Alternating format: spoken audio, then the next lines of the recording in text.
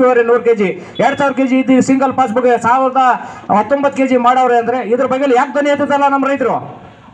ಇದನ್ನ ತೀರ್ಮಾನ ಎಲ್ಲಿ ಮಾಡವ್ರೆ? ಅಲ್ಲ ಇದ್ರ ಬಗ್ಗೆ ಈಗ ಹೇಳ್ತಾರೆ ರೈತ ಸಂಘಟನೆ ಹೋಗ್ಬಿಟ್ಟು ಸ್ಟ್ರೈಕ್ ಮಾಡಿದ್ರೆ ನಮ್ದು ರೈತ ಬಿದ್ದೋಯ್ತು ಅಂದ್ಬಿಟ್ಟು ನೀವೆಲ್ಲ ಒಗ್ಗಟ್ಟಾಗಿ ಬಂದ್ಬಿಟ್ಟು ಅಲ್ಲಿ ಕೇಳೋ ರೀತಿಯಲ್ಲಿ ಕೇಳಿ ಮಾಹಿತಿಗಳನ್ನ. ಅಂದ್ರೆ ಇಲ್ಲ ನೆಗಾಡ ಪ್ರಶ್ನೆ ಅಲ್ಲ, ಆ ತರ ಪರಿಸ್ಥಿತಿ ಆಗೋಗಿದೆ.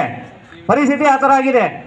ಎಲ್ಲೋ ಕೂತ್ಕೊಂಡು ಕರ್ನಾಟಕದಲ್ಲಿ 12 ತಿಂಗಳು ಹೆಂಡತಿ ಮಕ್ಕಳು ಕಟ್ಕೊಂಡು 12 ತಿಂಗಳು ಬೆಳೀತಾ ಇರೋಂಥ ಬೆಳೆ ಅದು ಹೊಗೆ ಸೊಪ್ಪಿನ ಬೆಳೆ. ಇವತ್ತೆಲ್ಲೋ ಆಂಧ್ರದಲ್ಲಿ ಗುಂಟೂರಲ್ಲಿ ಕೂತ್ಕೊಂಡು ತೀರ್ಮಾನ ಮಾಡ್ತಾರೆ ಅಂದ್ರೆ ನಾವು ಯಾವ ಸ್ಥಿತಿಗೆ ತಲುಪಿದೀವಿ ಅಂದ್ಬಿಟ್ಟು ಯತ್ನ ಮಾಡಬೇಕು. ಇವತ್ತು ನಾವು ಸಂಪಾದನೆ ಮಾಡಿ ಕೊಟ್ಬಿಟ್ಟು ಅವ್ರ ಬಾಗಿಲು ಕೊಟ್ಟು ಅವ್ರು ಹೇಳಿದ ರೇಟ್ ಕೊಟ್ಟು ಎಲ್ಲಾನು ಮಾಡ್ತಾ ಇದ್ರು. ಅವರು ನಮ್ಮನ್ನೇ ತುಳಿಯಂತ ಕೆಲಸ ಮಾಡ್ತಾವ್ರೆ. ಪ್ರತಿಯೊಂದು ತಂದ್ರೆ ಬೇಡ. ಈಗ ನೇರವಾಗಿ ನಾವೆಲ್ಲ ಯಾರು ಬರಕ್ಕೆ ಇಲ್ಲ. ನೀವೇ ರೈತರೆಲ್ಲ ಒಗ್ಗಟ್ಟಾಗ್ಬಿಟ್ಟು ಏನು 40-50 ಸಾವಿರ ಚಿಲ್ಲರೆ ಪಾಸ್ಬುಕ್ದಾರ ಇದ್ರಿ, ಎಲ್ಲ ಒಗ್ಗಟ್ಟಾಗ್ಬಿಟ್ಟು ನೇರವಾಗಿ ಮಾರುಕಟ್ಟೆ ಮಾಡ್ಕೊಡಿ ನಮ್ಗೆ ಏನ್ಬಿಟ್ಟು ಕೇಳ್ರಿ. ಅದಾಗಲ್ವಾ? ಕೇಳ್ಬೋದಲ್ಲ ನೀವೆಲ್ಲವ? ಕೇಳ್ರಿ ಅದನ್ನ. ಗೊಬ್ಬರಕ್ಕೆ ಯಾವ ಬೆಲೆ ಆಗಿದೆ ಅದನ್ನ ಕೇಳಲ್ಲ.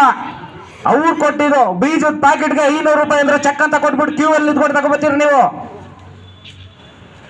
ಈ ಪರಿಸ್ಥಿತಿಯಲ್ಲಿ ಬೇಕಾದ್ರೆ ನಾವೇನು ಮಾಡೋಕ್ಕಾಗಲ್ಲ. ಒಂದ್ ಕೈಲಿ ಚಪ್ಪಾಳೆ ಬರಲ್ಲ, 2 ಕೈ ಸೇರಿಸಿದ್ರೆ ಮಾತ್ರ ಚಪ್ಪಾಳೆ. ಹಾಗಾಗಿ ಏನೇ ಇದರಲ್ಲಿ ಲೋಪದೋಷ ಇದ್ದಲ್ಲಿ ದಯವಿಟ್ಟು ಕ್ಷಮೆ ಇರಲಿ. ನಾವು 2 ಮಾತನ್ನು ಮುಗಿಸ್ತಾ